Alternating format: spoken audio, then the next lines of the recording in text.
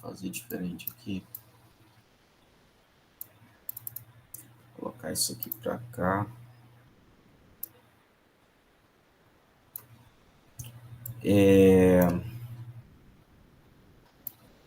Então, na programação aqui a gente teve que fazer uma adaptaçãozinha, tá? Devido a esses compromissos nossos.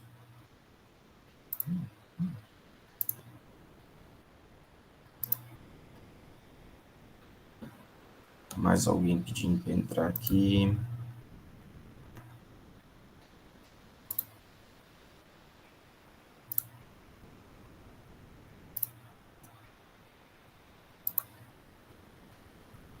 Bom, então vamos lá. A análise é bem simples mesmo, assim, comparativamente ao que a gente viu ontem. A partição da variância é uma análise bem mais complexa, né? Que é uma análise inferencial, que tem o teste de hipótese. Muitas vezes, o teste de hipótese de associação ambiental está vinculado a fatores ligados ao nicho, enquanto que o teste de hipótese a fatores espaciais está ligado a fatores, a neutralidade na distribuição das espécies, mais limitadas pela dispersão do que por fatores ambientais propriamente dito. Então, tem toda uma teoria em torno disso que é abrangente, e para cobrir isso, só lendo, né, a literatura específica aí de ecologia de comunidades, metacomunidades, tá? Dos últimos 20 anos, talvez. Nós temos bastante literatura produzida sobre esse assunto e algumas revisões, tá? Bom, para fazer a análise de Mantel e Mantel parcial, nós precisamos desses pacotes, basicamente do vegan, tá? Mas aqui eu vou carregar outros pacotes para a gente fazer algumas análises adicionais. E aí nós vamos utilizar um conjunto de dados diferentes agora aqui, só para variar um pouquinho, depois a gente volta lá para o dado do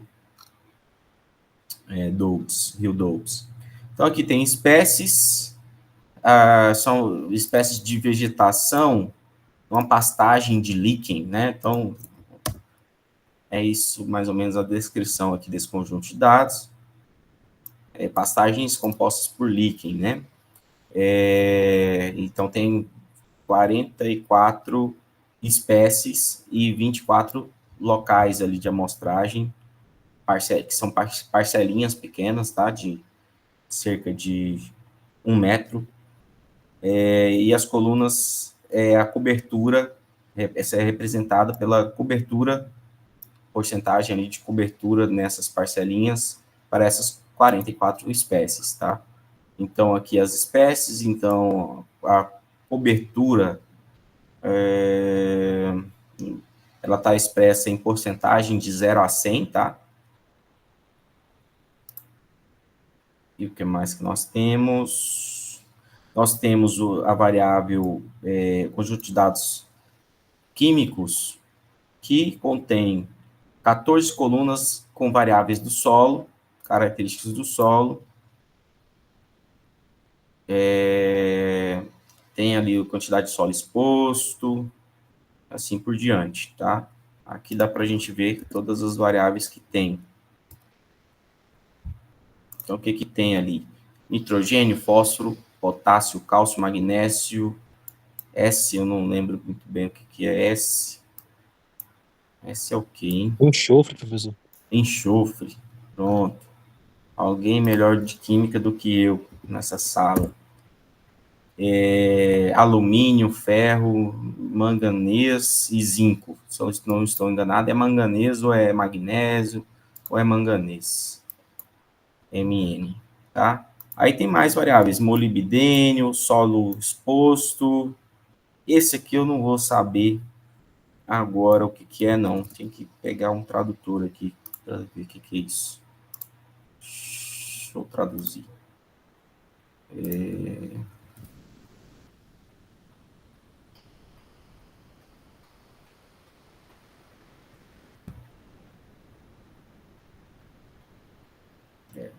Tradutor.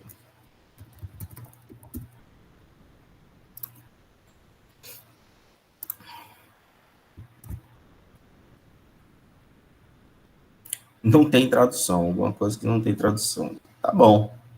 Não sei o que é, tem que estar aí, nesses casos, tem que ler o artigo original. Profundidade de alguma coisa, né?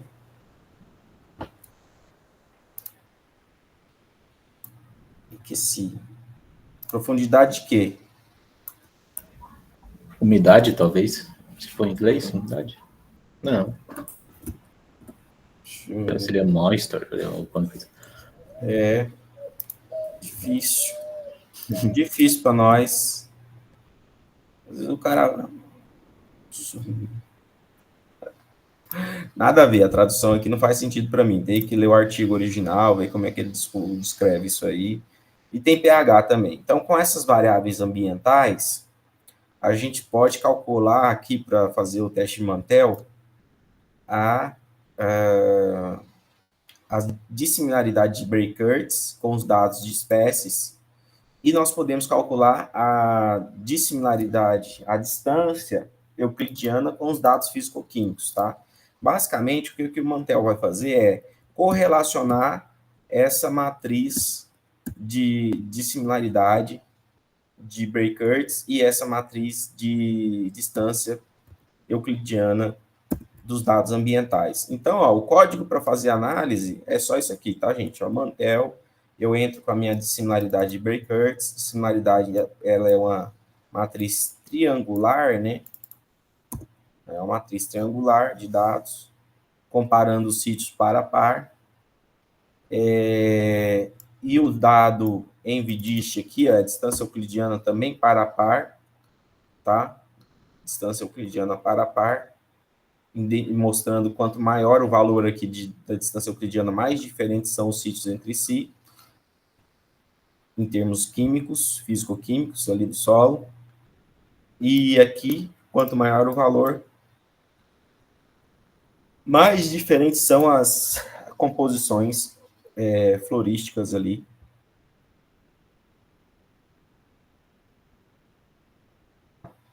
Desse ecossistema ali de líquen. Aí, para fazer o teste, é simplesmente isso aqui, Mantel. Por default, ele utiliza 999 permutações. Aqui, a estatística de Mantel, que é, na verdade, simplesmente a correlação de Pearson, tá? A estatística de Mantel, ela é baseada na correlação de Pearson, só que adaptada, no caso, para dissimilaridades, ou similaridades, tá? Ela deu 0,30, a correlação de Pearson aqui, ou a correlação de Mantel, e foi significativa, né, ali ao nível de 0,05 de alfa, ela foi significativa. Então, aqui eu já poderia, né, falar, olha, a dissimilaridade na composição florística, ela está associada à diferença ambiental ao longo do gradiente analisado lá dentro desse ecossistema, gradiente espacial analisado lá nesse ecossistema dos líquens ali, tá? É a vegetaçãozinha ali dos líquens. Então, eu poderia representar isso graficamente. Aqui eu vou só montar uma tabela. Para montar essa tabela, eu primeiro transformar a matriz de dissimilaridade num vetor, tá? Um vetor. Então, ao invés de ser comparações par a par, agora eu tenho a cada dois pares. O par 1 com 2 está aqui representado, o 1 com 3 está aqui representado, e assim sucessivamente, até que todos os pares sejam contemplados ali. Tá? Agora não importa mais o código do sítio, porque cada número desse aqui representa a comparação de um par de sítios. Tá?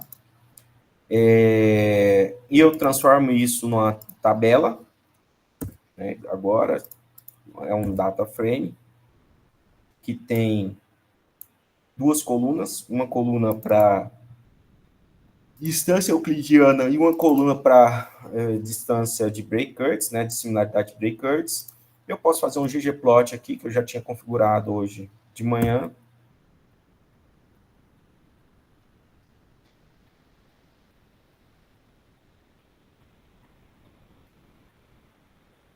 Demorando mais do que o normal, tá lá. Então, a relação é positiva, essa linha mostra a tendência média ali daquele conjunto de dados, mas a estatística que eu estou representando ali dentro do texto aqui, ó, é a estatística de Mantel, tá? Essa aqui é uma linha baseada num GLM, tá? Que pega a tendência média aqui dos dados, que é só para ilustrar essa correlação positiva. E a gente vê mesmo assim, mesmo sem a linha, que tem um gradiente aqui, né? Uma correlação positiva nesses dados. Pontos, os menores valores estão mais aqui associados a valores baixos de distância ambiental, os maiores valores estão associados aqui a valores mais elevados de disciplinaridade ambiental. Se não houvesse tendência, eu teria a mesma quantidade de valores aqui abaixo dessa linha média, com alta distância euclidiana. Eu vou mostrar outros exemplos que está nessa condição, tá? Outros exemplos gráficos, tá? Então, aqui tem uma tendência, mas observe, a dispersão é muito grande. A dispersão, tanto para cima quanto para baixo dessa linha, é muito grande. Se a gente fosse fazer um modelo de regressão linear aqui com esses dados, a gente poderia fazer um LM, um GLM, para testar essa hipótese, nós teríamos um valor de R quadrado muito provavelmente bem baixo por conta dessa dispersão gigantesca que tem em torno do ponto, tá?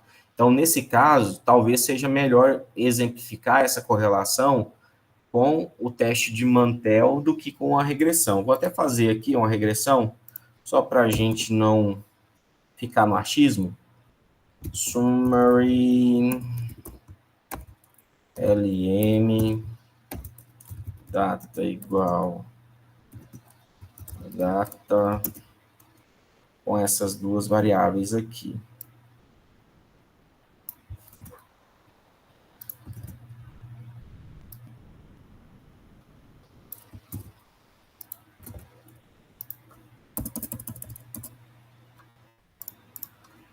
Deixa eu ver quanto que é o R quadrado. Eu chutei, né, que vai dar um valor baixo. Olha lá, o R quadrado, ó, 0,09. R quadrado ajustado, 0,09, arredondando, tá? Muito baixo o valor de R quadrado. Apesar de ser significativo o valor de P, tá?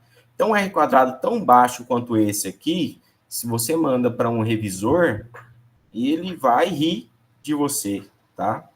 Então, apesar da estatística F, ó, ser elevada, ou seja, tem um efeito, mas ele é tão baixo que se eu uso o LM ou GLM, a gente não consegue identificar muito bem essa relação, tá?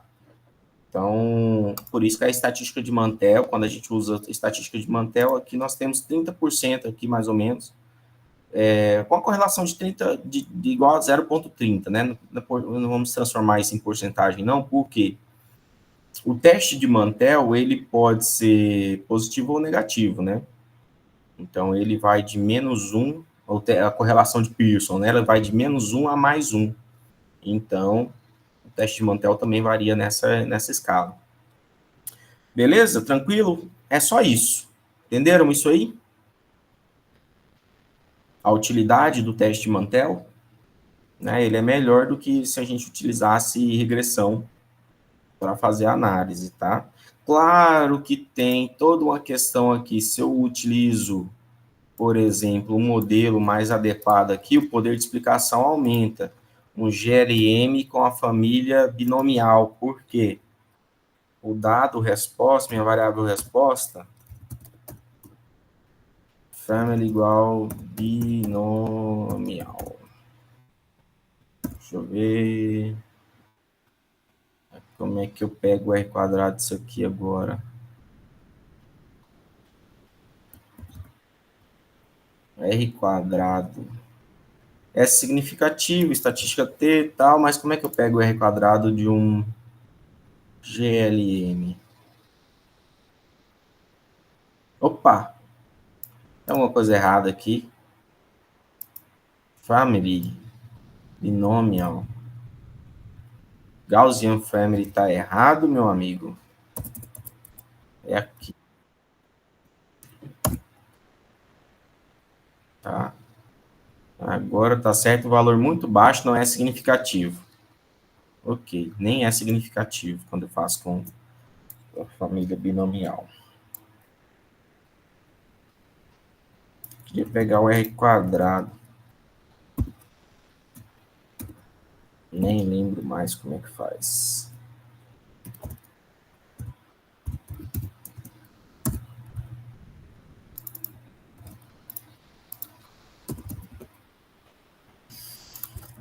Library.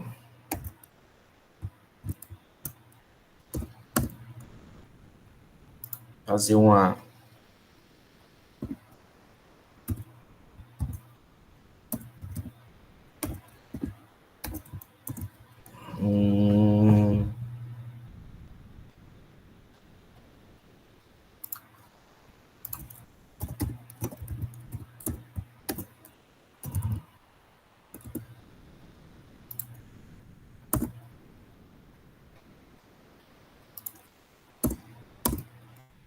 Uai, não tá dando certo. Tem um negócio errado aqui. Nulo. Não deu certo, não consegui pegar R quadrado nesse modelo aqui. Então esquece o R quadrado. Deixa pra lá. Mas enfim, o R quadrado do modelo binomial, na verdade, as estatísticas nem deram significativa, tá? E aí eu posso fazer o teste de Mantel com a estatística de Pearson ou com a estatística de Spearman, tá? Que é quando Pearson é o teste paramétrico, digamos assim, né? Ele é uma versão paramétrica do teste de Mantel. E a estatística de Spearman é a versão não paramétrica que faz a correlação dos ranks aqui nesse caso. Geralmente, o Pearson costuma dar um tamanho de efeito maior do que o Spearman. Ali tinha dado 30, aqui deu 28, tá? A correlação de Spearman deu 28. Quando isso quando usar uma ou quando usar outra, quando você tem uma relação aqui nesse gráfico de correlação, que indica alguma relação curvilinear, por exemplo, aqui eu poderia fazer um modelo que, né, fosse apresentasse uma relação assintótica aqui, tá? Uma curva no lugar dessa reta. E aí o Spearman rank é que poderia ser utilizado no lugar, tá? Aí, para a gente fazer isso, para fazer uma curva aqui, eu não lembro como é que seria. Talvez...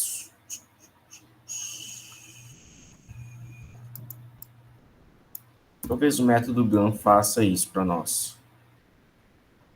Mais ou menos. Não é tão exatamente, mas é porque não tem uma tendência curvilinear mesmo, tá? Mas o GAN poderia, se fosse curvilinear, o ajuste fosse, se fosse curvilinear, o ajuste, ele daria uma curva para nós com esse método GAN aqui no Geometry Smooth.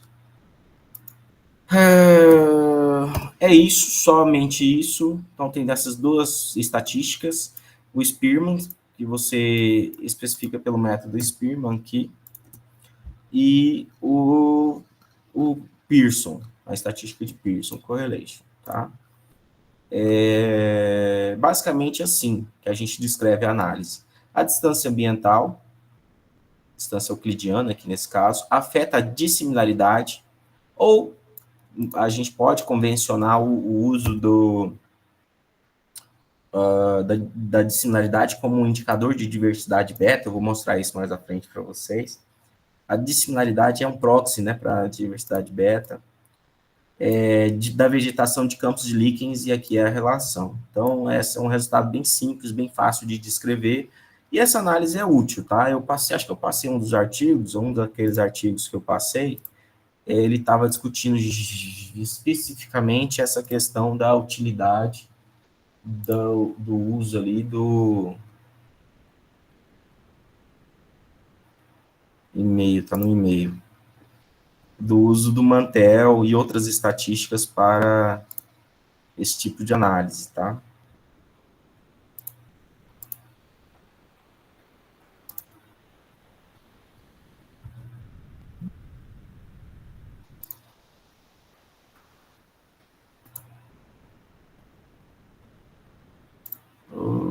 Que coisa.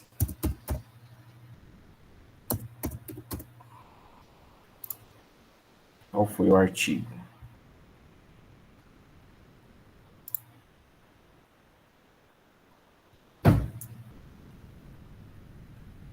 Mantel, esse aqui eu acho. Ou o outro? Não. Esse aqui, então.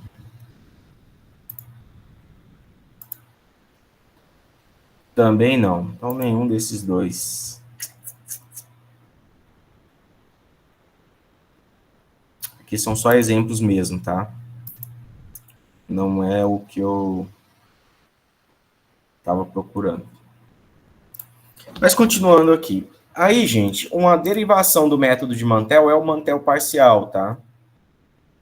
Mantel parcial, o que, que ele faz? Aí a gente vai precisar usar o dado Douglas aqui, porque agora nós precisamos de 3 matrizes de dados.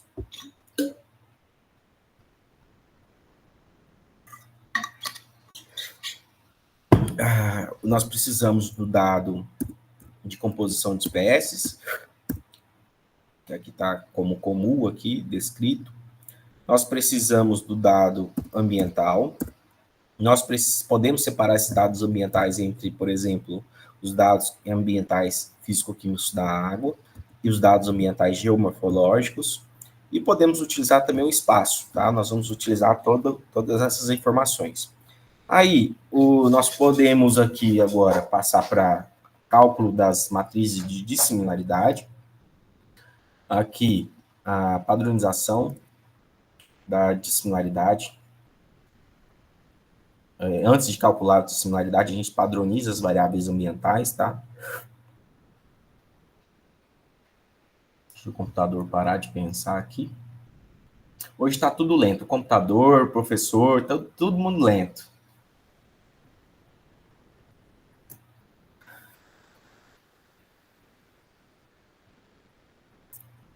É a canseira.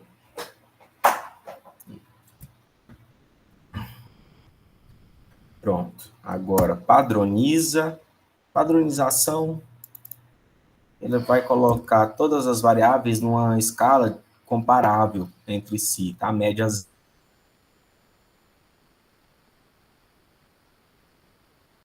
Uma variância em torno de menos alguma coisa até mais alguma coisa, tá? Para ficar com a média zero.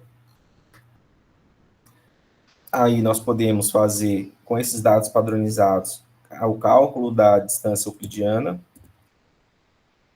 Então, aqui nós temos a distância euclidiana com os dados padronizados. Nós podemos calcular a distância também baseada nas coordenadas geográficas espaciais. Coordenadas geográficas espaciais, eu poderia usar filtros espaciais aqui no lugar, tá?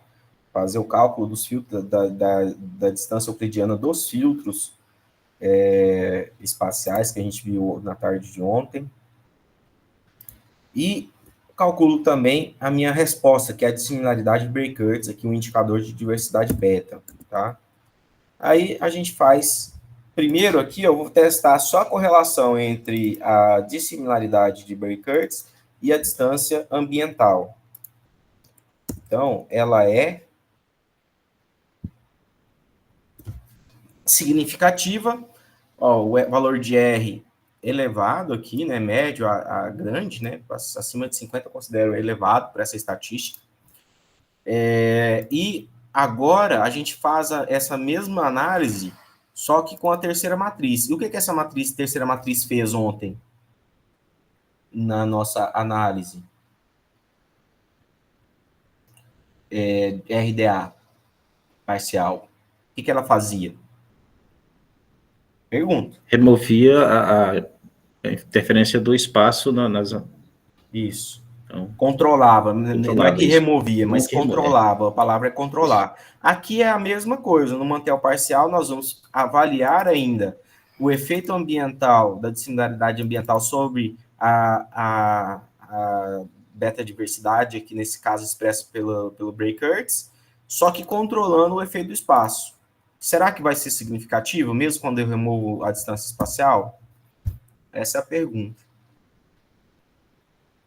Por que isso, tá, gente? Porque à medida que a gente a regra de Tobler, que eu falei ontem, né?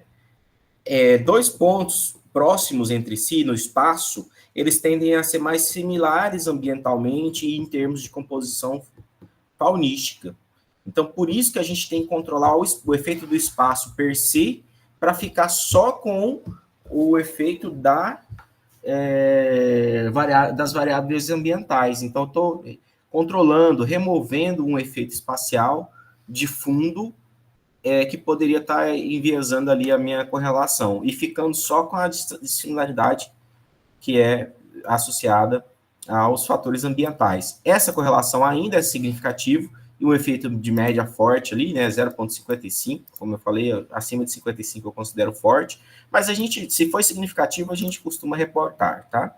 E eu posso fazer a mesma coisa agora ao contrário, analisar o efeito espacial, puramente espacial aqui, né, sem descontar o efeito da distância ambiental, e aqui agora controlando o efeito da distância ambiental.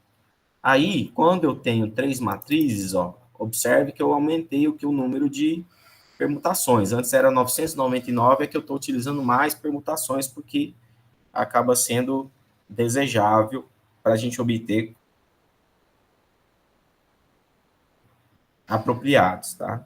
Ó, quando eu removo, observa que interessante, ó, era significativo, né, ó, um valor de R ali da correlação de Pearson igual a 30. Mas, se eu removo a variância ambiental, ele não é significativo, tá?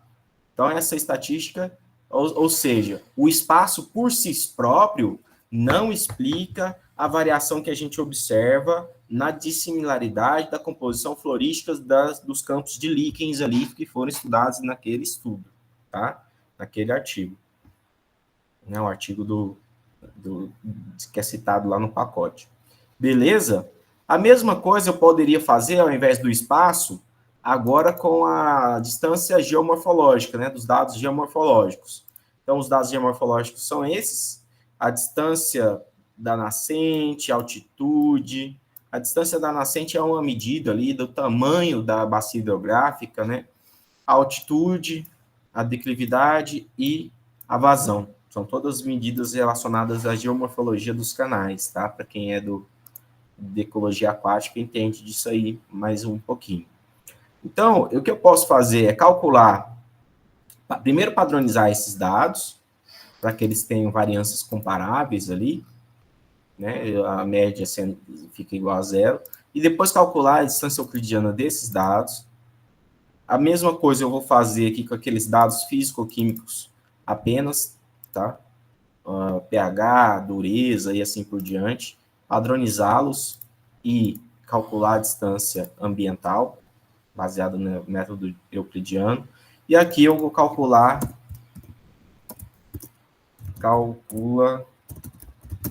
a dissimilaridade de Bray-Curtis. Poderia ser qualquer uma outra que você desejasse, tá?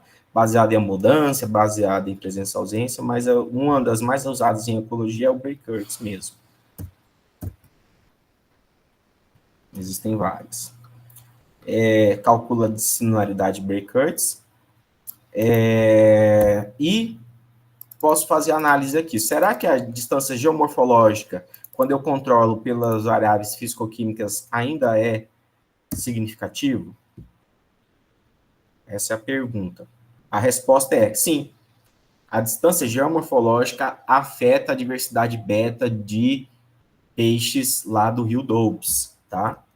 Agora nós mudamos o conjunto de dados, eu estava interpretando errado aqui, tá, gente? Ó, Esquece que eu falei dos líquidos aqui, é tudo do Rio Dubs agora. Eu estou confundindo aqui, até eu tô lento hoje. E quando eu faço o contrário, faço a análise físico-química, né, dos dados ambientais físico-químicos, controlando a distância geográfica. Será que é significativo? É significativo, né? Então, aqui o tamanho de efeito ele é maior para a distância baseada na geomorfologia, o tamanho do efeito é menor, aqui abaixo de 50 para quando eu uso as variáveis físico-químicas, mas ambas são significativas, tá? Então, tanto a distância geomorfológica quanto a distância ambiental afetam positivamente a dissimilaridade faunística de peixes, tá? Tinha anotado aqui, agora que eu percebi. Beleza? Certinho? Tranquilo? Vamos lá. Aí aqui no final aqui, eu fiz uma proposição aqui diferente, né? Que é baseada nesse pacote beta-part. Pacote beta-part, não sei se vocês já viram isso, tá, gente? Ele particiona a diversidade beta entre turnover e aninhamento, que são os dois componentes ali da diversidade beta, tá? Então, ele basicamente isso que ele faz. Ou seja, ele aumenta o número de matrizes de dissimilaridade que a gente pode interpretar ecologicamente a partir de um dado de composição de espécies. Ele pode ser feito tanto com base em dados de presença e ausência, e ele pode ser feito também com dados de abundância. Eu vou fazer os dois aqui. A função para fazer o cálculo dessas dissimilaridades é a função beta-pi, tá? Que é baseada em incidência, para calcular essas dissimilaridades pareadas. E aí, quando eu calculo aqui, ó, eu dou um names aqui, ó, names beta. Então, tem 3 componentes ali da diversidade beta. Eu tenho aqui o Jacquard, o índice de Jacquard, o aninhamento e o turnover. Então, o turnover baseado no Jacquard, o aninhamento baseado no Jacquard e a dissimilaridade de Jacquard total. Para fazer de Sorensen, é só mudar aqui, ó. E ele faz também, só que aí ele muda os nomes aqui, tá? Ó, agora é Sorensen. Ele usa essa inicial aqui para indicar isso. Na verdade, aqui é Simpson. Turnover é igual ao índice de Simpson, a dissimilaridade de Simpson. O aninhamento de Sorensen e a diversidade beta de Sorensen, que é a dissimilaridade de Sorensen calculada, que nem no vegano, tá? Então, basicamente isso. E aí, o que eu vou fazer aqui? Eu vou mudar aqui para Jacquard de novo, só para não bagunçar. Eu quero pegar esses componentes, ó, que são 3 dissimilaridades, a dissimilaridade de Jacquard, turnover e o aninhamento. Vou ver aqui, verificar se a raiz quadrada dessa dissimilaridade é euclidiana. E agora eu vou testar a diversidade de Jacquard, a dissimilaridade de Jacquard com aquelas distâncias euclidianas lá do Rio Doubs, geomorfológica e ambiental, tá? Primeiro o efeito do ambiente, controlando para a geomorfologia, é significativo. Depois o efeito de geomorfologia, controlando o efeito limnológico. Então, é significativo, tamanho de efeito maior. Aí eu posso fazer isso também para o aninhamento. Então, agora, com o efeito da limnologia, dissimilaridade limnológica, controlando o efeito da dissimilaridade geomorfológica, não é significativo, tá vendo? Ele até deu um valor aqui negativo. Não é significativo, mas aqui eu posso fazer do contrário. A dissimilaridade que é o aninhamento e a distância euclidiana do espacial não, aqui é geomorfológico. e a distância euclidiana liminológica.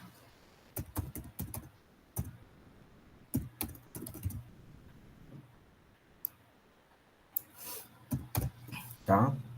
Então, fazer isso e ver o valor da estatística. Também não é significativo. Então, alinhamento não é explicado pelos meus fatores ambientais, geomorfológicos e liminológicos, tá? Poderia fazer isso também com a distância espacial, para melhorar ainda mais essa análise e interpretação. E o turnover, como é que ele se sai em relação à dissimilaridade ambiental liminológica e geomorfológica? O turnover é significativo, significativamente explicado ali pelo distância liminológica, que no lugar de ambiental vou colocar liminológica.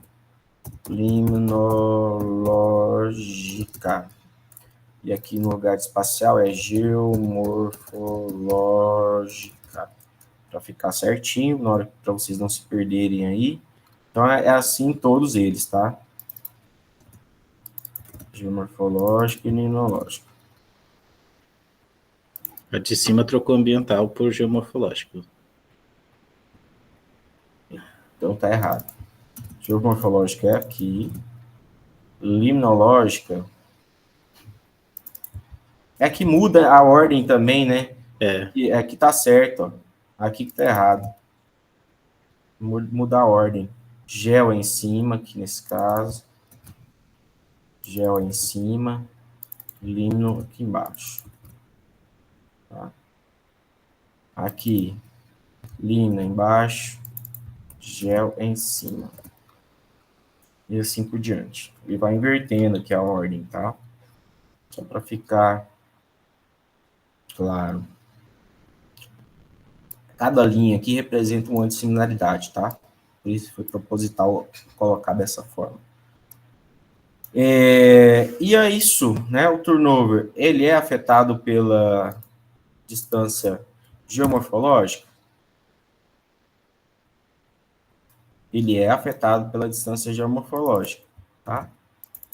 Então, isso eu poderia fazer uma discussão com esses 3 índices lá no meu trabalho, falando as particularidades dos resultados de cada um.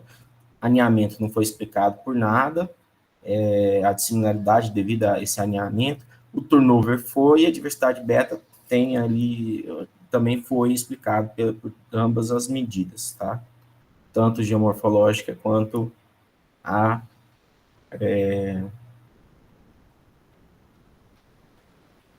liminológica. Eu posso fazer isso também, ó, com base num índice baseado em abundância, tá? Então, aqui, ó, a função beta par abund, ele calcula a dissimilaridade de Bray-Curtis,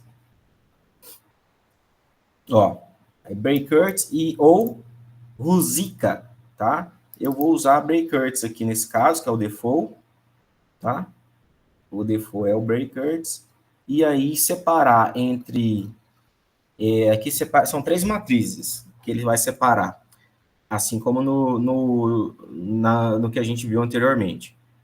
A variação balanceada das abundâncias, gradiente de abundâncias e a dissimilaridade total baseada nessas abundâncias, tá? A soma dos 2 outros componentes. Aí, para interpretar isso, gente, tem um artigo aqui, ó. Né? Aqui no Help tem um artigo falando sobre isso, tá? E esse outro artigo aqui também, do Legendre, fala sobre esse assunto, tá? Então, usem um Help aí. Vou até deixar aqui marcado, para vocês olharem pelo menos o Help. E aí, a mesma coisa, agora, diversidade beta baseada em abundância. Esses são os índices. Aí eu nem lembro, assim, de cabeça, né? A diversidade de Bray balanceada, o gradiente de Bray-Curtis e a diversidade de Bray-Curtis total. Então, eu posso aqui fazer uma inspeção visual disso. Ó, observa que não tem tendência nenhuma, tá? Nesse caso aqui, ó, visualmente a gente verifica que não tem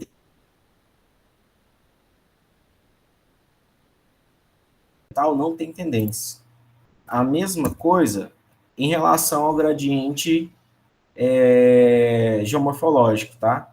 Então, geomorfologia e a limnologia não estão muito associados, não. Talvez, se a gente forçar muito a barra, né, daria para fazer alguma coisa, alguma inferência de relação ali. Mas, na dúvida, é melhor fazer a análise, tá?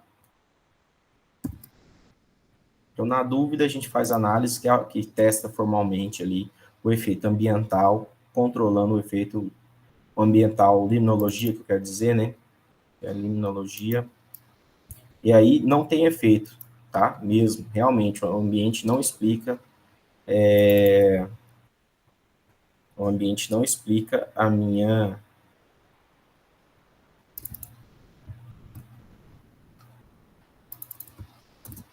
variação, ambiente não, a limnologia não explica, tá? Minha variação no gradiente de abundância, tá? Uai, fiz alguma coisa errada? Fiz não? Não. Tá certo, tá certo. Isso aqui é o gradiente de abundância. Então, as variáveis ambientais limnológicas não explicam. E, ao contrário, né? Será que a geomorfologia explica? Tá? Deixa eu só me trocar de lugar aqui. A geomorfologia explica? Geomorfologia do canal? Não, também não. Tá? Então, o gradiente de abundância, baseado na beta-diversidade ali, não tem correlação nenhuma com os fatores ambientais geomorfológicos ou limnológicos, tá? E o balanço da abundância, né? O balanço de abundância entre as minhas comunidades. Aqui parece não ter tendência nenhuma para o gradiente limnológico, parece não ter tendência nenhuma para o gradiente geomorfológico, tá? Então, aqui eu testo o efeito ambiental. O efeito ambiental. O efeito limnológico não tem efeito mesmo. Então, deixa eu pôr aqui, geomorfológico, limnológico. E agora, só testar o efeito.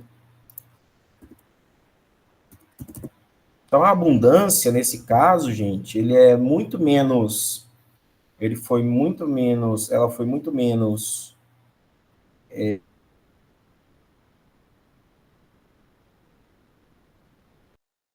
similaridade do que os índices de Jacquard baseado na presença e ausência, tá?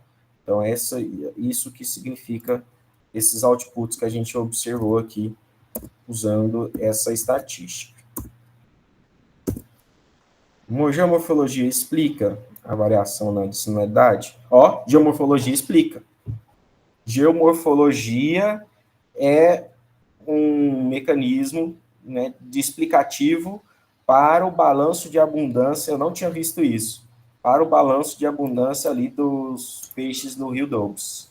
Denis. Oi. A interpretação nesse caso é a mesma do anterior. O balanceamento é o turnover, né, que é a substituição, e o gradiente é o aninhamento. É o mesmo, segue o mesmo princípio do anterior. É porque, no caso, nessa análise, né, adicionada a abundância. Então, lá na anterior, a gente viu que a substituição foi explicada, né, pelos dados geomorfológicos, e aqui o balanceamento também. A substituição, você fala que é o balanço aqui? Uhum. O balanceamento é a substituição, é o turnover. E o gradiente é o aninhamento. Você sabe que eu não tenho certeza se é isso mesmo a interpretação? Sim, é do Baselga.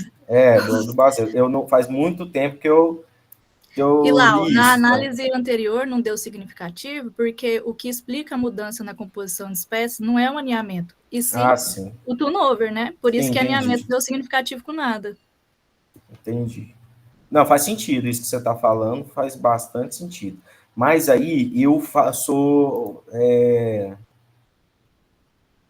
aquele negócio, né? Eu gosto de ter certeza, então eu olho lá um artigo para interpretar. Porque eu nunca usei esse balanço de abundância, eu particularmente nunca usei, porque eu nunca interpretei esse negócio direito, sabe? Então eu tenho que ver aqui se é isso mesmo. Se for isso, beleza, Nayara. Por que ele não chamou de mesma coisa, entendeu? Ó, variação equilibrada na abundância, em que os indivíduos de algumas espécies em um local são substituídos no mesmo número de indivíduos de espécies diferentes em outro local. Aqui é a interpretação que ele está dando, né? Variação equilibrada na abundância, que é o balanço, e o gradiente de abundância, no qual é um aninhamento. Ok, o gradiente é o aninhamento. Indivíduos se perdem de um local para o outro. Tá, ok. Parece ser isso mesmo que você falou. O gradiente é aninhamento e aqui é substituição. Balanceamento. Balanceamento é substituição. Agora, por que o infeliz não chamou da mesma coisa, não é? É porque no primeiro caso, isso leva em consideração espécies, né?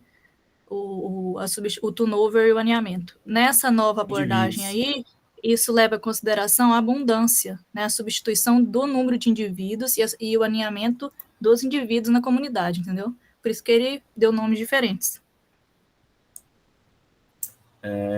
Faz sentido. Mas eu sempre achei os nomes que ele deu muito ruins.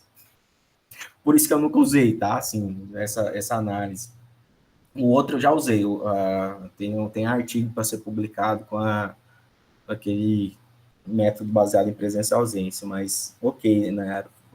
Vale a pena ter relembrado aqui como é que funciona. É porque você perde uma informação importante, né? Se você exclui a abundância na comunidade. Você considera só espécies, né? Sim.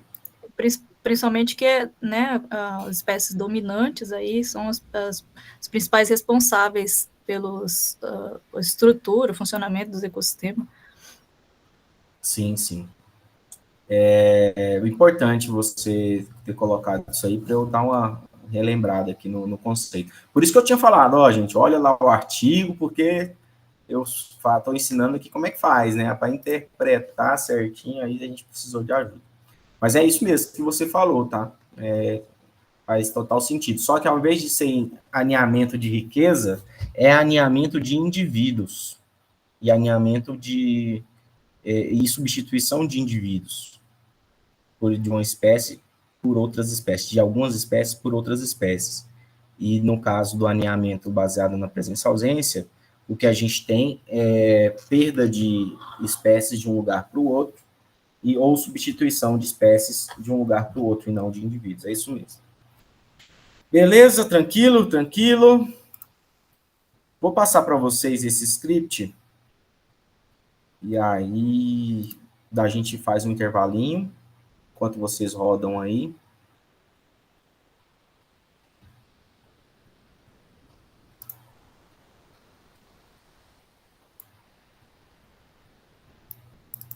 Olha, com cada método desse, assim, ou com cada combinação dos métodos que eu ensinei aqui, dá para fazer 1, 2 artigos, tá?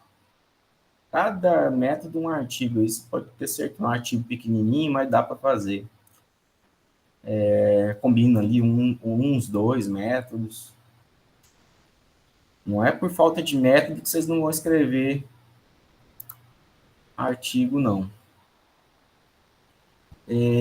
Passar os scripts. Onde é que estão os scripts, professor? Você sabe que eu tá aqui. A lentidão aqui está chegando num extremo. 2024, scripts. Mantel. Teste de Mantel. Essa parte da partição da diversidade, na verdade, nem precisava em si para a gente entender o Mantel, tá?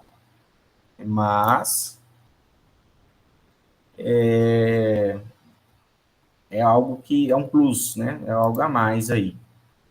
Beleza? Eu vou tomar um café porque eu estou precisando. E já volto enquanto vocês fazem essa prática. Fiz algumas modificações desse script em relação àquele que tinha lá na pasta anteriormente, tá? Então, os gráficos estão mais bonitinhos. Só que eu não repeti, observem que eu não repeti a configuração que eu fiz no primeiro gráfico nos outros gráficos. Aí é questão de vocês copiar o código lá, trazer aqui para baixo, modificarem seus scripts e terem os gráficos todos configuradinhos, tá? Beleza? Já volto.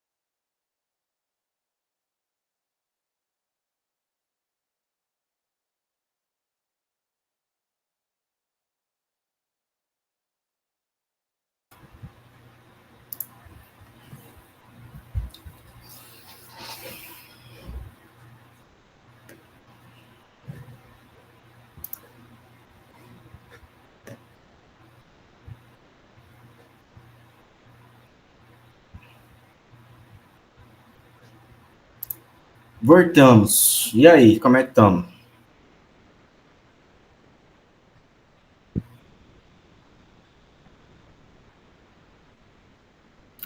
Professor, o meu deu erro na função aqui. Par. Tá, beta par? Pai? Isso. É porque você não instalou o pacote?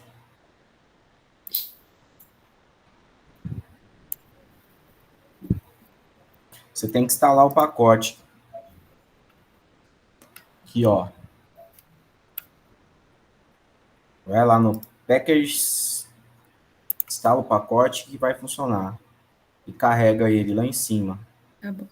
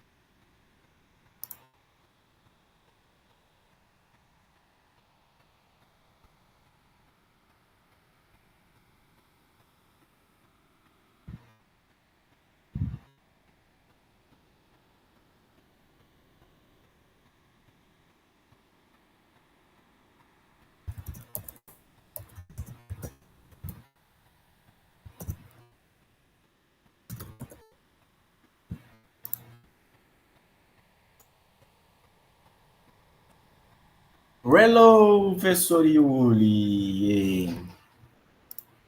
E eu mostrando as minhas conversas aqui para os alunos. Ei, professor, que talento! E...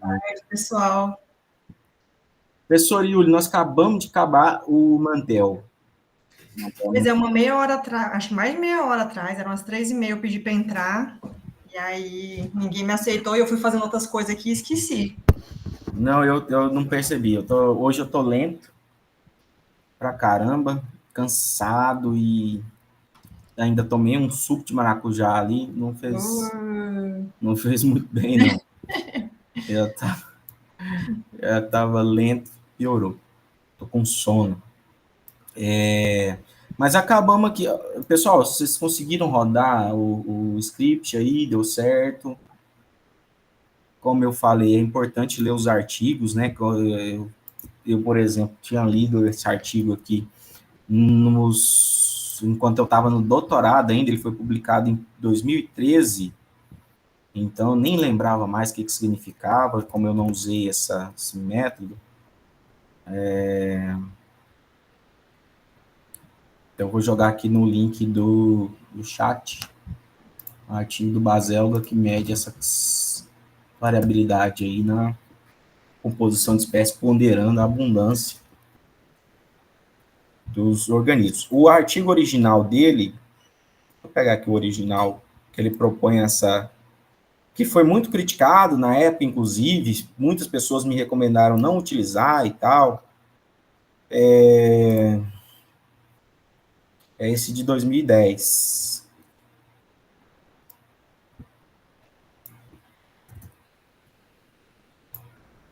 Primeiro artigo que ele cita aqui.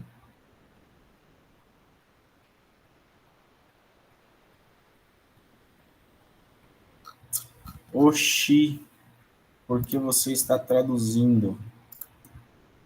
Deixa eu pegar aqui.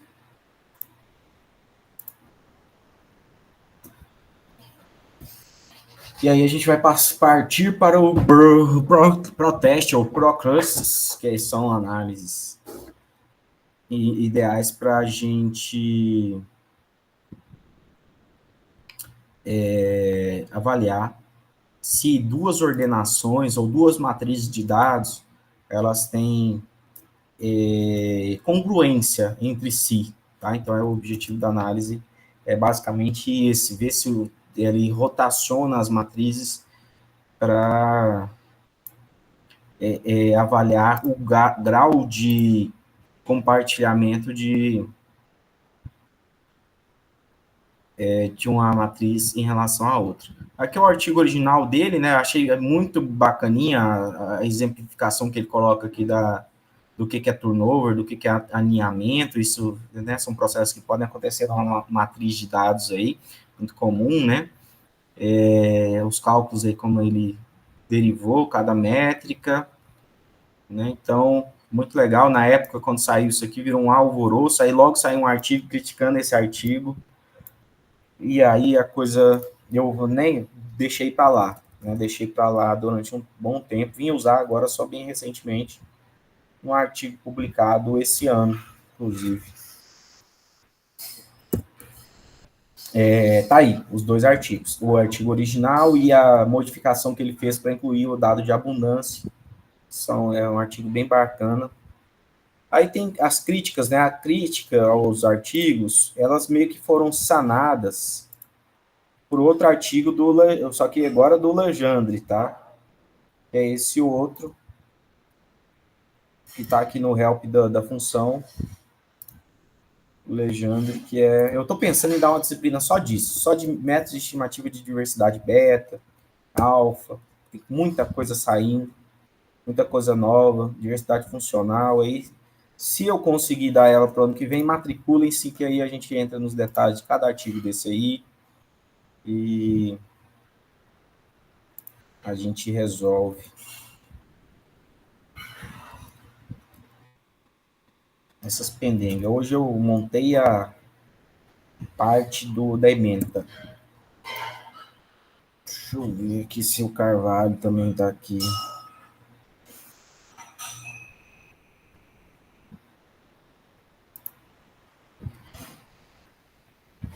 Cardoso. Não. Cardoso. Não. É Carvalho mesmo. É isso aqui, ó. Esse foi o primeiro artigo que criticou aquele artigo. Aí é uma...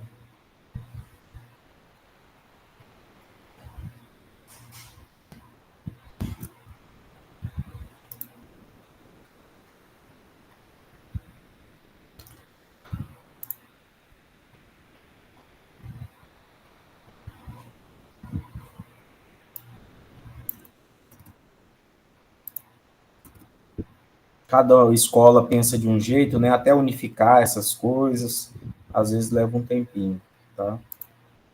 Só sobre esse artigo sobre essas abordagens aí, saíram, sei lá, uns 10 artigos ou mais, falando, eu aceito a abordagem de tal, eu discordo da abordagem de tal outro, não sei o quê.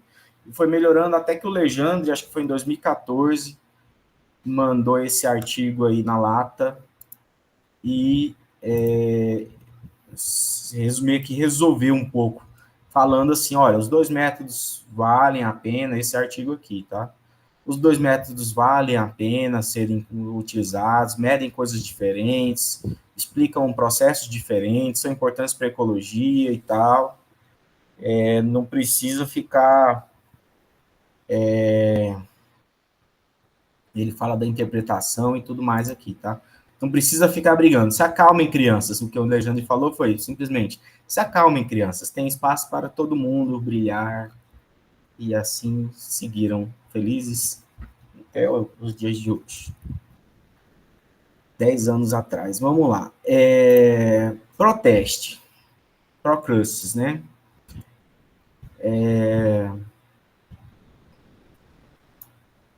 O Procrustes, gente, nós precisamos desses pacotes ou para pegar dados ou para calcular determinadas estatísticas. Nós vamos utilizar os dados Dobbs aqui mais uma vez. Já enjoaram desse conjunto de dados, né? Saber o que ele faz, o que ele não faz. Aqui já é o cálculo, por exemplo, da distância euclidiana do dado ambiental, tá? Aqui eu não fiz a separação, por enquanto, entre dado ambiental, que é fenomenológico, que é físico-químico. Obviamente é euclidiana essa matriz, porque a distância que eu usei aqui é a distância euclidiana. Aqui eu utilizei uma outra transformação aqui, ó, transformação de log, diferente da Heringer, né? E calculei o Brake-Hertz. Essa raiz quadrada dessa discriminaridade é euclidiana. E aí a gente precisa fazer o que para obter os elementos necessários para fazer a análise Procrustes? O PCOA. Simplesmente com uma linha de código a gente obtém o que é necessário aqui. PCOA. Está aqui os elementos necessários da PCOA, os eixos. E aqui eu não estou muito levando em conta se é maior, os eixos são maiores do que o critério de Brooks-Stixon, Kaiser-Gutmann, nada disso, tá? O objetivo aqui é outro. O objetivo aqui é saber se a ordenação da composição de espécies, baseada na dissimilaridade de Brake-Hertz, ela é correspondente à ordenação para os mesmos sítios, só que utilizando os dados ambientais, tá? Então, é essa o objetivo. Eu preciso dos scores para fazer isso. Os scores são a primeira e a segunda dimensão ali dessas duas ordenações, tá? Que serão necessárias. Aqui, ó, escolha 1 e 2 faz isso para nós. E aí, a análise de Procrustes, ela pode ser realizada com a função ProTeste, tá? Com 9.999 permutações aqui para obter um valor de P. E acabou. Não acabou ainda, mas está quase acabando. É só isso.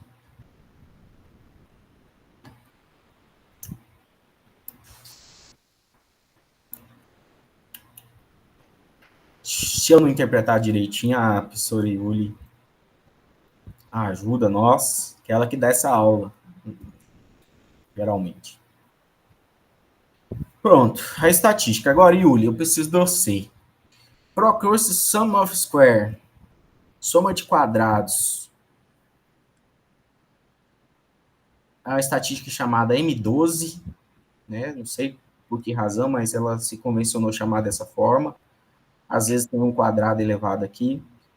Acho que quanto maior essa estatística, maior o grau de congruência entre as matrizes, Yuli. Nossa, Denis, faz tanto tempo, vou ter que conferir aqui, só um minutinho. Certo, sem problema. E mas aqui é uma correlação, né? Então, eu creio que sim. Aqui ela dá essa estatística da correlação aqui embaixo, ó, 75,8 de correlação entre as duas matrizes altamente significativo com esse número de permutações. E aí o output que ela gera, pessoal, além desse resultado, é essa figura, tá? A primeira ordenação dos dados de composição de espécies, a segunda ordenação dos dados ambientais, e aqui o terceiro gráfico, esse eixo rotacionado aqui é da segunda matriz, ou seja, da matriz de dados ambientais. Então, a segunda matriz ela é rotacionada até que nem no NM10, até que você obtenha o menor desvio para todos os pontos aqui, ó, o menor desvio, ou seja, a menor distância de um ponto até o padrão final dessa rotação. Então, essa setinha representa isso, tá? Essa setinha representa quanto os pontos mudaram da posição original para a posição final, tá? Ajustando todo esse processo de rotação. E aí, quanto menor esse desvio, mais parecidas são as duas ordenações, tá? Denis, então, a estatística M12 ou M2, né, em alguns lugares vem só M2, mede o quão diferente, né, diferente as matrizes são. Né? Então, é o contrário da correlação. Entendi. Então, elas são, quão diferentes são, então a soma de quadrados aqui, nesse caso, está indicando a diferença entre as duas matrizes, de 0,48. E a correlação entre elas, eu, sinceramente, entendo melhor correlações do que somas de quadrados, tá? Então, eu prefiro reportar a correlação. Acho melhor de entender. Correlação na rotação do Procrustes simétrico, tá? Eu prefiro mostrar essa estatística daqui. Então, como é que eu escreveria isso, né? Olha lá. Uma frase só. A representação multidimensional da PCOA dos dados ambientais gerados com a matriz de distância euclidiana é concordante com a PCOA da composição ou da dissimilaridade de composição de espécies. Tá? Aí coloca as estatísticas aqui.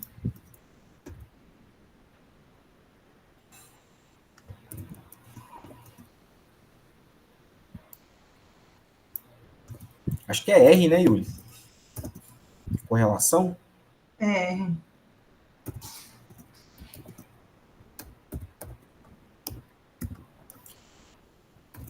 Pronto. Tá? R ao quadrado. R2. Pronto, R2. R quadrado. Então, é mais fácil entender R quadrado do que entender somatória de soma de quadrados, né? Beleza? Só isso. Aí tem um segundo exemplo. Tem alguma coisa a adicionar, Yuli? Não, não, acho que na hora quando a gente for discutir os artigos, acho que vai ficar mais claro, né, pro pessoal. Sim, eu falar nisso, vamos discutir os artigos hoje, né, que tem tempo. Então, gente, basicamente isso que essa análise faz. Aí, é uma análise tão simples, mas se for feita com criatividade, a abordagem, dá coisa bem interessante. Aí, eu particularmente usei isso uma vez, né, Yuri? Uhum. Num artigo lá, nosso, né, no artigo nosso lá de 2000 e lá vai bolinha. Mas a criatividade é a questão, tá? Sendo criativo dá para fazer bastante coisa. Eu vou rodar o segundo exemplo e aí a gente dá uma olhadinha nos artigos e discute alguns resultados. O segundo exemplo a gente separou aqui agora em dado limnológico, tá? Físico-químico ali da água. Opa! Separou isso e separou o geomorfológico. E aí, o que nós vamos fazer? Primeiro, calcular a distância euclidiana dessas duas matrizes padronizadas. Depois, calcular... ainda calculando a distância euclidiana aqui. Depois, calcular a ordenação.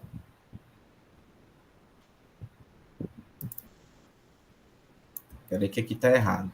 Distância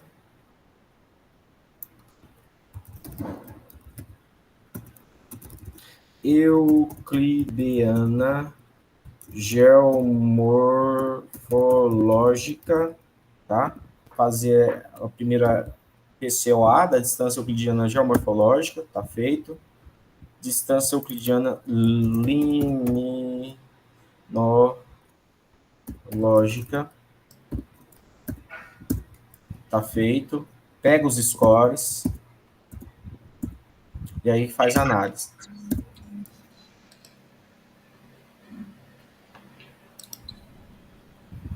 Não é significativo, tá? Então, ó, entre a distância geomorfológica e a distância liminológica, não tem um padrão de congruência. Ou seja, a liminologia não tá, a ordenação baseada na liminologia não é totalmente congruente com a ordenação dos sítios baseado na... interpretei errado. É congruente sim, ó, a significância tá aqui. Eu estava olhando isso aqui achando que era o valor de P. Ou seja, tem congruência na variação geomorfológica e na variação liminológica desse gradiente ambiental que a gente considerou lá no Rio. E aqui o grau de rotação, as ordenações, poderia fazer... eu poderia fazer aqui, melhorar muito essas figuras, né, para mostrar ela lá no final, tal. Tem scripts anteriores das outras análises PCOA que fazem esse trabalho para nós. Mas esse grafiquinho, o terceiro gráfico aqui, é o que a gente geralmente representa, tá? Se representar, senão a gente fica só com a estatística mesmo. Beleza? Gente, vou dar um exemplo de como a gente utilizou essa análise. Na verdade, eu tenho 2 trabalhos com essa análise. Eu não sei se aquele de taxonomia você entrou, Denis. Não lembro. Não sei, não acho não. Só tem um artigo que usou isso aí. Porque o que a gente queria testar é que, assim, como a gente trabalha com insetos aquáticos, né, na fase larval, a identificação de espécies é muito difícil, né? Porque a identificação de espécies de insetos geralmente é com base na genitália. E aí, como a gente trabalha com imaturo, a genitália ainda não está completamente formada, né? Então, o que a gente faz, geralmente, né, para insetos imaturos, a gente morfotipa, né? A gente vai até gênero, depois morfotipa, né, com base em outras características, para a gente ter mais ou menos uma estimativa ali de quantas espécies. E aí a gente fez um trabalho testando, né, se tinha congruência na matriz de gêneros. Mostra aí para nós. Com a matriz de espécies. Deixa eu abrir aqui. Projeta só o seu desk aí para nós. Bora ver. Localizar aqui. Mas já tem tempo isso, é meio antiguinho.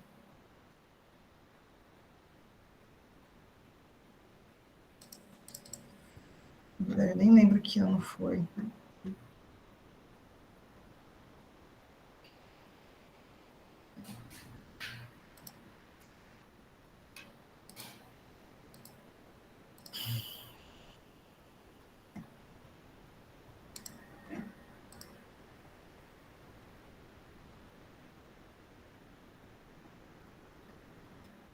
Tá aparecendo, gente? Sim, sim. Tá só na metade ou tá inteiro? Tá inteiro. Não, tá só na metade. Pronto, tá aqui. Então, esse aqui a gente fez, foi acho que 2018, parece. 2018, né? Então, o que a gente queria saber? Se tinha congruência, né, entre a nossa matriz de composição de gêneros e a matriz de composição de espécies, né? Porque se elas forem muito congruentes, não faz sentido eu perder tempo ali morfotipando, né, porque é bem difícil, né, no caso de Ephemeroptera, que é o grupo que eu trabalho mais, a gente tinha que ficar abrindo boca de inseto, fazendo lâmina de peça bucal, sabe? Então era bem demorado. E aí, além disso, a gente aproveitou para testar se, né, a gente fazia 20 amostras por ponto, né, por riacho, 20 coletas, 20 pontos amostrados, 20 réplicas. E aí, a gente, vamos testar para ver se a gente fizesse com 15, com 10 ou com 5 réplicas, se a gente ia ter a mesma informação, né, a mesma informação ecológica. Porque aí também não seria necessário fazer lá 20 réplicas, né, que a nossa coleta é bem demorada, bem cansativa. Então, isso facilitaria, né, e além de reduzir também gastos financeiros, né, de tempo e tudo mais.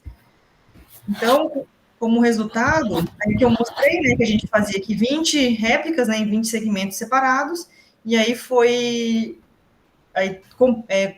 comparei com uma matriz de 15 segmentos, que foi escolhido aleatoriamente. Lembra, Denis, isso aqui foi você que me ensinou a fazer a escolha? Fazer a aleatorização lá para o sorteio, né? Sim. Aqui, a gente fez tudo no R. Aí 10 segmentos e 5 segmentos, né? Então, os 5 segmentos, 10 segmentos e 15 segmentos, 10 e 5, foi escolhido aleatoriamente, né? Lá no R. Então, aqui foram, né, a comparação básica de... Do esforço, isso aí? Não, eu acho que é análise de variância, só comparando, né, abundância, riqueza, né, entre os pontos, mas aqui o resultado foi esse aqui, ó, no ProCrush. Sim.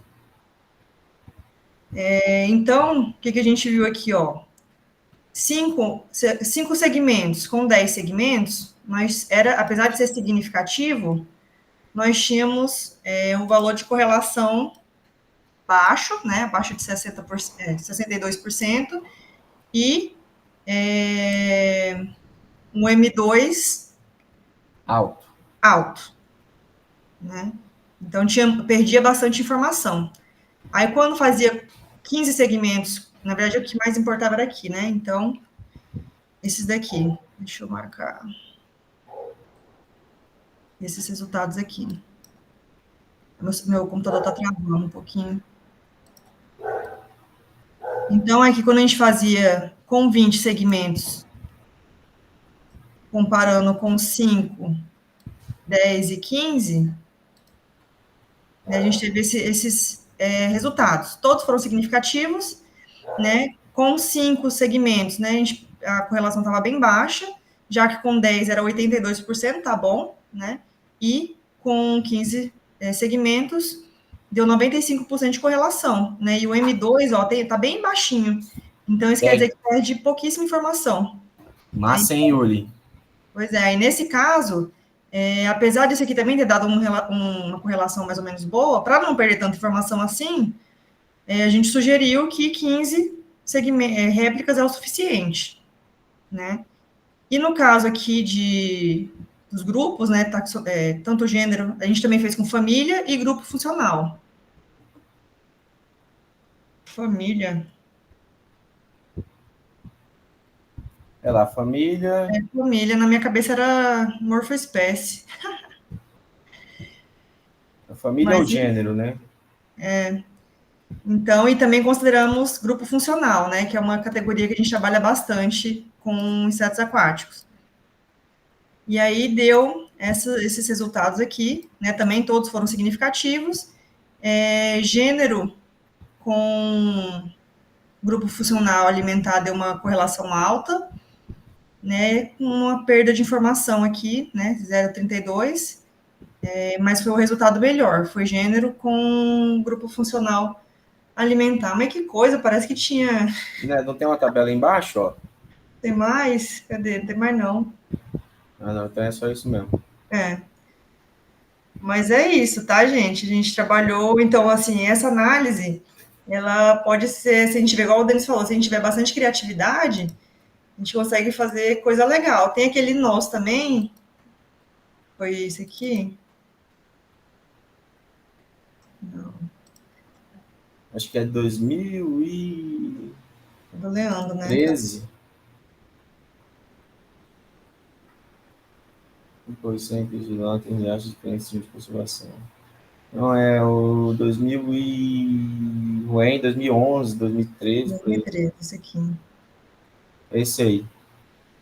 Aí nesse daqui, gente, né, a gente pegou os dados de Ephemeroptera, que é um grupo de insetos, Trichoptera, outro grupo de insetos, e testamos se tinha correlação, né, a distribuição desses dois grupos também, entre eles e também com as variáveis ambientais, né.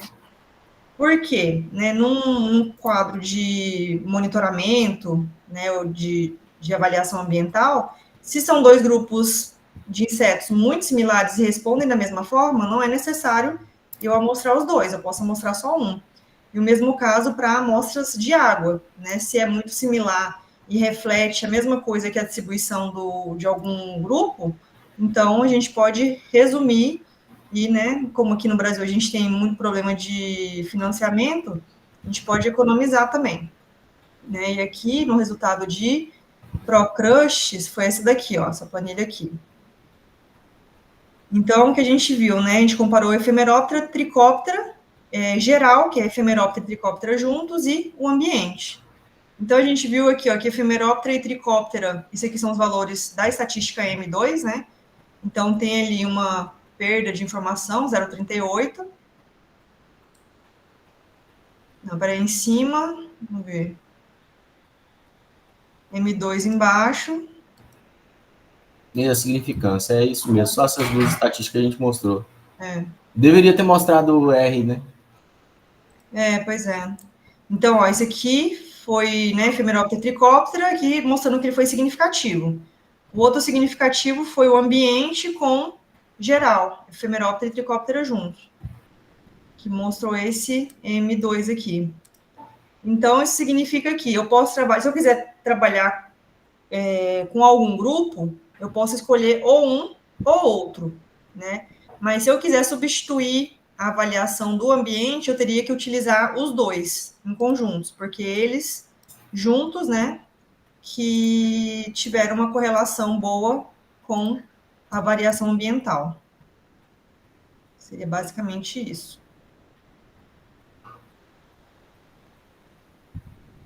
Beleza? É isso, legal. Eu acho muito bom essa análise. Não sei por que cargas d'água eu uso muito pouco, mas é muito boa. Com criatividade, ela dá para fazer coisas bem interessantes com ela, com essa estatística aí. E se eu não me engano, tem melhorias dela já propostas, é que a gente não consegue se manter atualizado sempre, né? Mas é uma análise bastante interessante. Práticas. Não, tem uns artigos que a gente passou também, né? Vocês leram os artigos, gente? Acabou que algumas aulas ficaram tão cheias que a gente pulou a discussão dos artigos. Mas é importante que leiam e a gente pode discutir já já. Procrustes análises. Professor, Oi? é para apresentar 2 artigos por análise? Eu fiquei Não. na dúvida. Não, Um artigo seriam 2 artigos caso a gente fosse trabalhar só com um método apenas. Nós vamos trabalhar com 2 métodos, né? Então, pode ser cada um apresenta um, senão a gente não termina. Tá? Beleza. Aí é o seguinte, eu preciso conversar com vocês para amanhã. Yuli, amanhã você pode? Como é que tá? Amanhã eu posso, amanhã à tarde. Você consegue passar o Titã para eles, né? A Indival, o Titã. Não sei se precisa passar as duas coisas, mas enfim. Tem aí os scripts, né? Aham.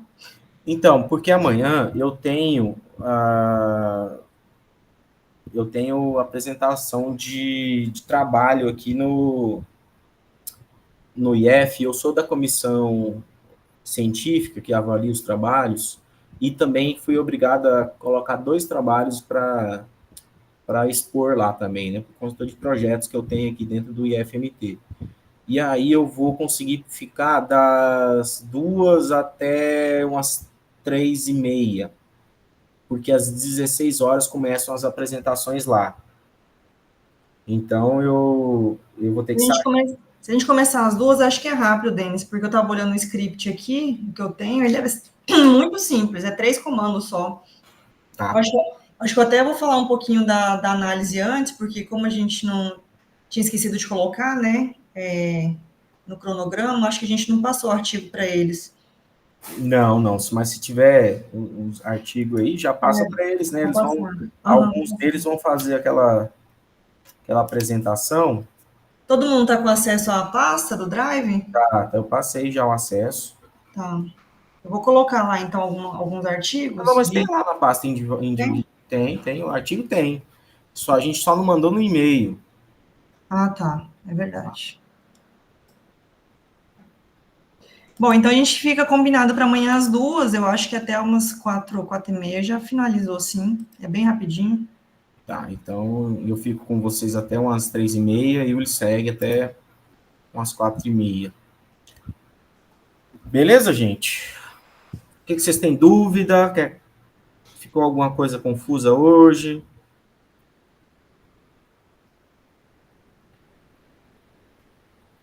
O povo está muito quieto. Certo. Pois é, não achando estranho.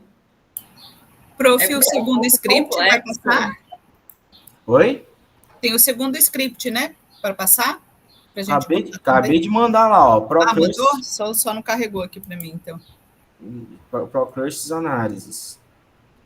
Professor? Oi. Eu tô debruçando aqui nessa análise ProCursos aí. Como que eu poderia definir ela? Ela faz um ajuste métrico, é uma análise de ajuste métrico dos dados ou de alinhamento dos dados. Como que eu poderia definir ela em poucas palavras? Só para mim. É uma análise de concordância entre matrizes. Você tem 2 matrizes de informação. Pode ser o score de uma PCOA, uma DCA, enfim. Você tem um score de uma PCA e um score de uma PCOA. E você quer saber se os scores dessas 2 análises obtidos com dados diferentes, PCOA de dados de composição de espécies, PCA com dados liminológicos, por exemplo, se elas têm uma ordenação, um padrão de ordenação dos sítios que é congruente. Ou seja, se eu ordeno os sítios com a PCA e se eu ordeno os sítios com a PCOA, eu consigo o mesmo padrão de ordenação? É isso que ela vai buscar responder, entendeu? Porque o seguinte... frase, análise de concordância. Análise de concordância. Porque o que acontece? Eu estou tentando trazer essa análise para uma linguagem que eu consigo entender mais do que a biologia. Sim. E aí eu peguei um artigo, tem muito pouco os dados, estudo estatístico avançado na zootecnia em comparação à biologia, nem compara. E tem um artigo aqui que eles fizeram uma tabela simples, até um estudo simples, só que criou uma outra matriz aleatória, um espelho aleatório. Sim. É bem simples, e aí ele aplicou esse teste. Mas com 2 matrizes só, uma real e outra de similaridade, que gerou aleatório. Tá, aí nesse caso, se você me passar o artigo, eu posso tentar ver o que ele fez ali realmente, mas se foi isso que você falou, é porque ela pode ser feita com matrizes, tá? Matrizes de similaridade, matrizes de dados brutos, ela pode ser feita também, essa análise... Porque inclusive, eu rodei ela, eu repliquei o trabalho no R, e aparentemente é muito simples, mas ele roda diferente, ele roda como um data frame, sabe? Exatamente. Não é da forma que o senhor explicou. E aí não entra as ordenações. Então, e aí a minha dúvida, porque aí eu fiquei com a dúvida, eu estava tentando pegar artigo com a linguagem da que eu conheço um pouco mais para explicar, mas ficou divergente nas 2 comparação de análise no R.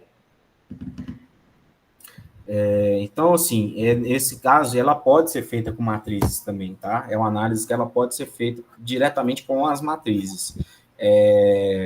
Essa dúvida sua é pertinente, só que o que ele fez foi fazer justamente isso, comparar uma matriz com a outra matriz aleatorizada, aparentemente, né?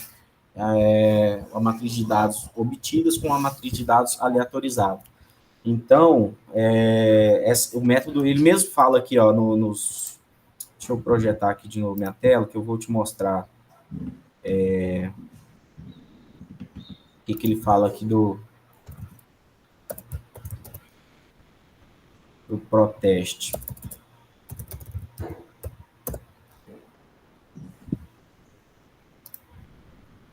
Lá no help da função, tá? Ele mostra que pode ser feito, sim, esse processo.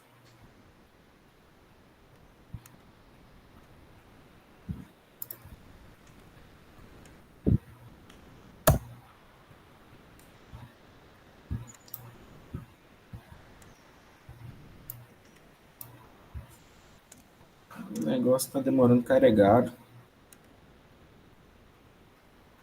Aí, foi. Então, assim,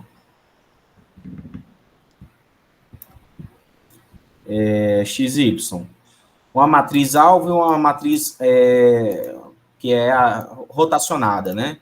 Então, nos detalhes aqui ele fala, ó, o Procrustes rotaciona uma matriz para obter a máxima similaridade com uma matriz, com a outra matriz, minimizando a soma de quadrados, as diferenças nas somas de quadrados. A rotação de Procrustes é tipicamente usada em comparação de resultados de ordenação. Ela é particularmente útil quando comparando, né, soluções alternativas no método de escalonamento multidimensional, tá? Mas, entretanto,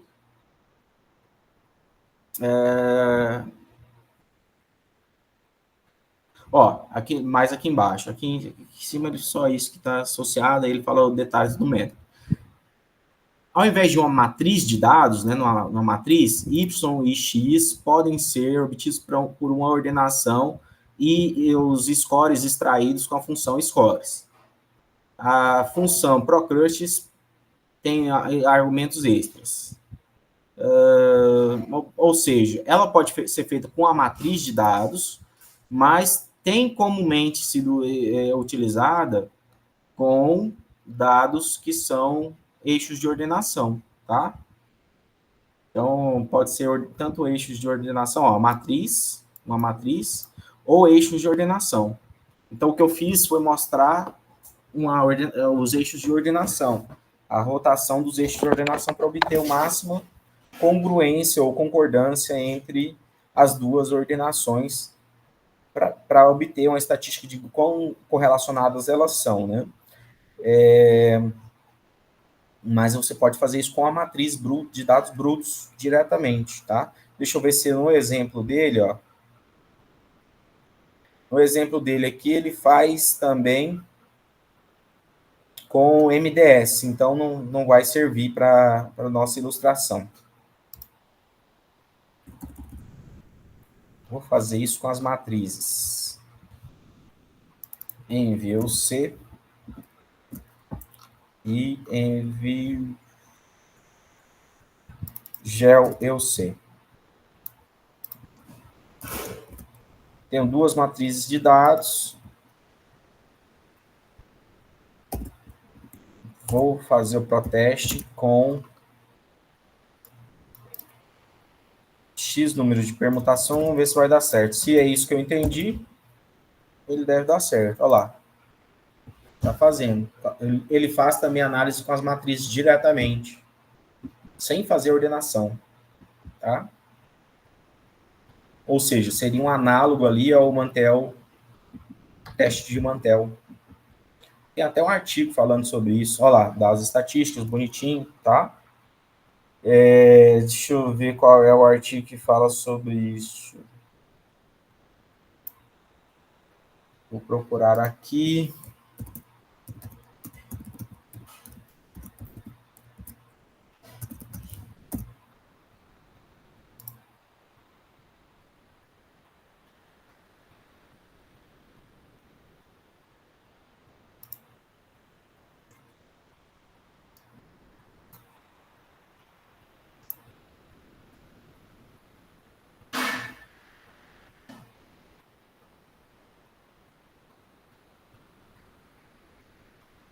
Não.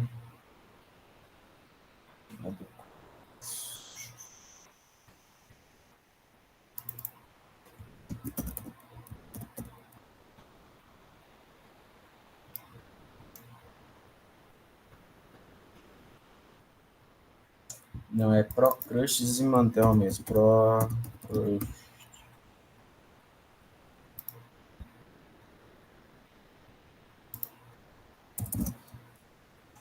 Procrustes Mantel.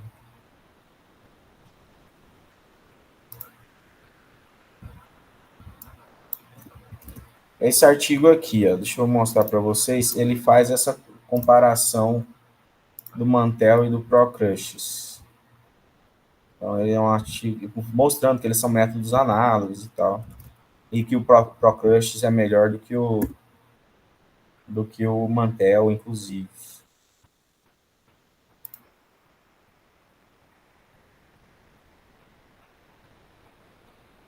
Ó. Artigo na ProZone. Estou mandando aí para vocês no chat. É isso, viu? Pode sim, tá certo. Pode ser feito do jeito que eles fizeram aí. É o Guilherme, né? Sim, professor. Enviei o link aí também do artigo, eu estou tentando entender. Né? Tá, pode ser feito com as matrizes também. Mesma coisa, tá? Mesma interpretação. Só que aí, nesse caso, você vai interpretar em termos de dissimilaridades, distâncias, né? E dissimilaridades, e não em termos de ordenação, tá? Tá A bom. resposta é um pouquinho diferente. Legal. Beleza? Bom, gente, é isso, assim, basicamente. Acho que pegaram aí o jeito das análises, né?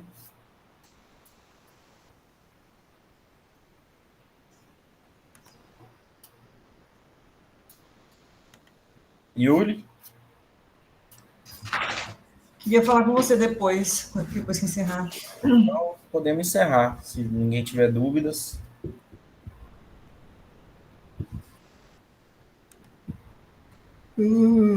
Cansado.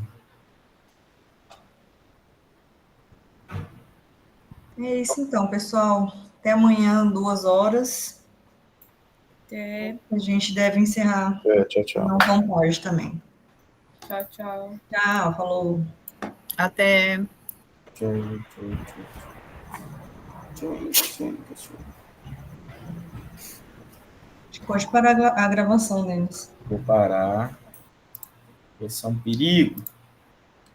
Parar a apresentação, parar a gravação.